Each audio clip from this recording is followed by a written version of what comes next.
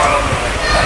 सनातन हिंदू, वैदिक सनातन हिंदू धर्म की आज नेपाल में जितने भी कन्वर्जन हो रहे हैं, क्रिश्चियन से जा रहे हैं, मुस्लिम में जा रहे हैं, 80% से ज़्यादा ये जो हमारे छुआछूत व्यवस्था है, वर्ण व्यवस्था है, ये वर्ण व्यवस्था के कारण से खिंचो होता है, दलित को, लोअर कास्ट को परेशानी होती है, मतलब मंदिर भी नहीं सीधे दिया जाता है, आदमी को आदमी जैसा, मानव को मानव जैसा व्यवहार नहीं। सुनिए, बैठिए, कैसे समझ गए, बैठिए। कम्युनिस्टों का भी शासन हो, सब में सबका अधिकार संभव है क्या? बुझलो कि नहीं? सब में सबका अधिकार सुलभ नहीं। मैंने कहा सनातन धर्म में फल चौर्य नहीं है, फल से किसी को वंचित नहीं किया गया। गीता के 3 वचनों को मैंने आपके सामने उद्धृत किया। स्वे स्वे कर्मण्य अविरता संसिद्धिम लभते नरः स्वकर्मणा तमभ्यर्च्य सिद्धिम विन्दति मानवः। आप थोड़ा सुनिए। श्री जगन्नाथ जी दारू ब्रह्म पुरी में प्रतिष्ठित हैं। परंपरा से जो पुजारी हैं, जिस समय उनकी पूजा, जिस समय वो पूजन कर सकते हैं, उसके अतिरिक्त समय में वो भी वेदी पर पहुंच जाएं तो पूरा प्रकल्प बदलना पड़ता है। इसलिए किसी को फल चौर्य नहीं, फल से वंचित नहीं किया गया। सब में सबका अधिकार। एक मैं संकेत करता हूँ, एक ही वाक्य पर्याप्त है। अगर लौकिक फल चाहिए तो लोक सम्मत विधि निषेध का अनुपालन अपने ऊपर कृपा करके कीजिए। ये बात समझ में आ गई?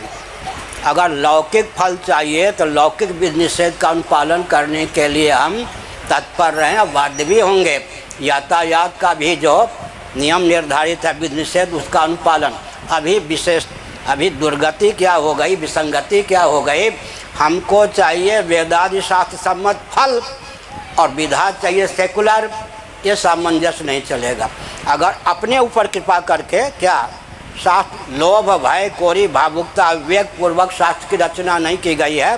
भगवान के निश्वास कल्प वेद हैं, वेदानुकूल ही स्मृति पुराणों की रचना की गई है।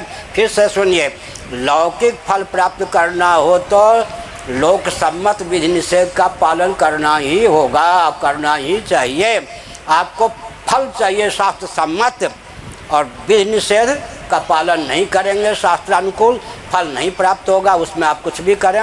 इसलिए फल चौर्य सनातन धर्म में नहीं है।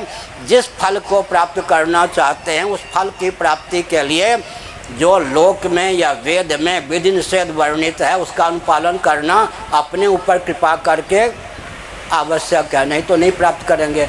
आपको फल चाहिए शास्त्र सम्मत और विधा चाहिए सेकुलर, ये नहीं होगा। अब सनातन धर्म में लोभ भय कोरी भावुकता विवेक मूलक कुछ है नहीं। अब जो पूर्व जन्म नहीं मानते, पुनर्जन्म नहीं मानते, वो वेदांत शास्त्र में आस्था क्यों रखेंगे? आप अगर पूर्व जन्म मानते हैं, पुनर्जन्म मानते हैं, तो हमने बताया फिर शिक्षा रक्षा अर्थ और सेवा के प्रकल्प सदा संतुलित रूप से समाज को प्राप्त रहें, इसकी व्यवस्था कहीं है क्या? अगर आप वर्णाश्रम व्यवस्था को नहीं मानते हैं, शिक्षा रक्षा अर्थ और सेवा के प्रकल्प असंतुलित हुए बिना नहीं रहेंगे।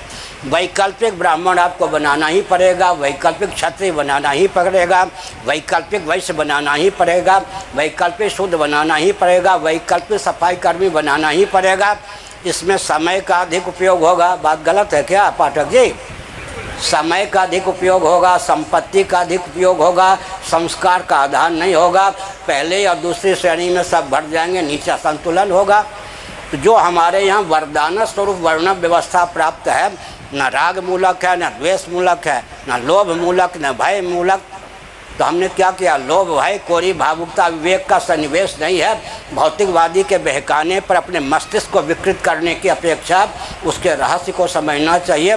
दर्शन विज्ञान व्यवहार तीनों दृष्टियों से वर्णाश्रम व्यवस्था को कोसना बिल्कुल उचित नहीं। स्वे का जब मैंने कहा स्वे कर्मणि अव्रता संसिद्धिम लभते नरः स्वकर्मणा तमभ्यर्च्य सिद्धिम विन्दति मानवः तेपि याति परां गतिम तेपि यान्ति परां गतिम। इसका मतलब फल से किसी को वंचित नहीं किया गया। तो सब में सबका अधिकार तो कम्युनिस्टों के शासन में नहीं हो सकता है। अभी यहाँ 4 दल मिलकर शासन कर रहे हैं ना कम्युनिस्टों के।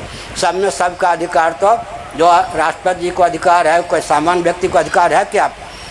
अपने अधिकार की सीमा में कर्तव्य का पालन करेंगे, फल से किसी को वंचित किया नहीं गया, फिर क्या परेशानी आगे।